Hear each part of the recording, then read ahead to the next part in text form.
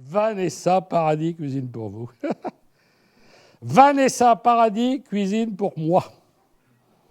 Autrefois, la publication de recettes de cuisine était l'apanage des grands chefs. C'est aujourd'hui l'affaire du Gotha médiatique. Maïzena, maison d'édition bien connue, offre à nos papilles et à nos mamies la cuisine gourmande des stars. Nos vedettes avaient déjà un petit poids en guise de cervelle. Elles ont maintenant une poêle dans la main.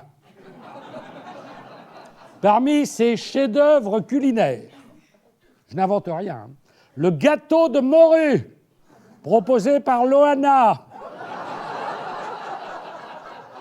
On voudrait le faire exprès, on n'oserait pas.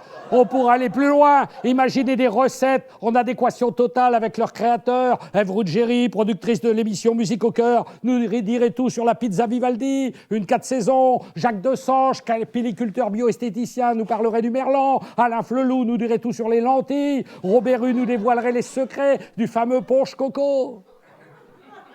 On pourrait aller plus loin.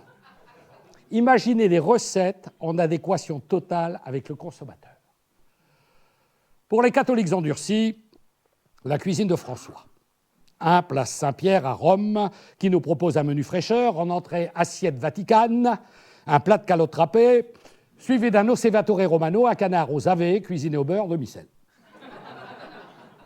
Pour les réfractaires à l'impôt, le steak Jérôme Cahuzac, un filet à l'anglaise, qu'on a fait revenir et cuisiné aux petits oignons, avec en dessert un contribuable sauce Bercy, qui est une poire roulée au flanc.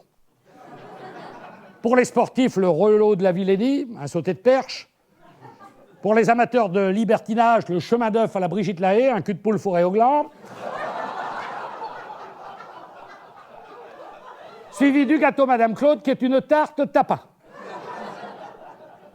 La maison propose aussi un grand nombre de tartes, toutes fabriquées avec des pâtes maison. La tarte Serge-Lama, une pâte brisée. Ou la tarte Evangélie, une pâte à pouf. Les amis du président se retrouveront à l'Élysée autour d'un buffet de crise en entrée œuf Macron, version réactualisée de l'œuf mollet, suivi d'un délice de la basse-cour façon Gérard Collomb, un poulet au pruneau servi sur lit d'aubergine accompagné du traditionnel padia salade. En dessert, le soufflé modem, c'est le même principe que le soufflé traditionnel. Vous l'enfournez, ça gonfle, ça gonfle, ça gonfle, et ça se dégonfle aussitôt. Rue de Solferino au Parti socialiste, un buffet de crise également, c'est normal. Un buffet de crudité, pas de radis, pas de l'oseille. Juste quelques faillots. En entrée, un potage, consommé fabiusien, une soupe au vieux crouton. Pour Benoît Hamon, c'est pas la soupe, c'est le bouillon. Un bouillon concocté à base de poissons de rivière. C'est normal, vu le score de Benoît Hamon à la présidentielle, il y a bien longtemps que pour lui, les illusions sont détruites. Le tout accompagné d'une cuvée Jean-Luc Mélenchon, un grand rouge, actuellement en carafe. Chez les Républicains, un buffet aussi, avec le potage Sarkozy, également appelé couillon de 11 heures, ou encore le velouté à la Vauquier, une soupe à l'union, actuellement en rupture de stock. En plat, un poisson. Un poisson en eau trouble, qui n'est pas encore tout à fait cuit, mais qui n'est plus vraiment cru, le Patrick Balkany, qui est un filet de non-lieu. Suivi en dessert de l'Arabica Brice Hortefeux, qui est un petit noir frappé. Pour ce qui est du vin, on est actuellement en rupture de Bordeaux blanc. Nous vous proposons le Clos Mariton, un sauterne. Ou encore le Château Balladur, un vin qui a de la jupe, et je ne vous apprendrai rien en vous disant quand un vin est jupé, c'est qu'il est tout bon. Au Front National, un menu périgourdin, avec le filet de canard à la roubaisienne. C'est un magret bien.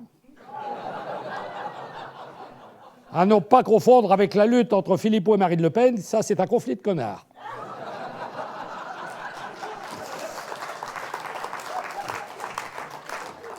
Le tout sera accompagné d'une cuvée Jean-Marie, qui est un brut blanc de blanc. Quelques autres spécialités de la maison. Nous vous proposons, pour l'anniversaire des 20 ans du décès de la princesse de Galles, l'assiette Lady Di, une assiette anglaise, que des viandes froides servies avec une bière. Ou encore la timbale Gilbert Montagnier, 2 yeux brouillés. Ou enfin un fromage affiné à cœur, particulièrement apprécié du 3e âge, le Déric, qui est un caprice des vieux. Bref, une cuisine de terroir, mijotée au fourneau de la politique, appréciée par un gratin de personnalité. Un seul petit problème, je dois vous l'avouer, quand les politiques trinquent, c'est vous qui dégustez.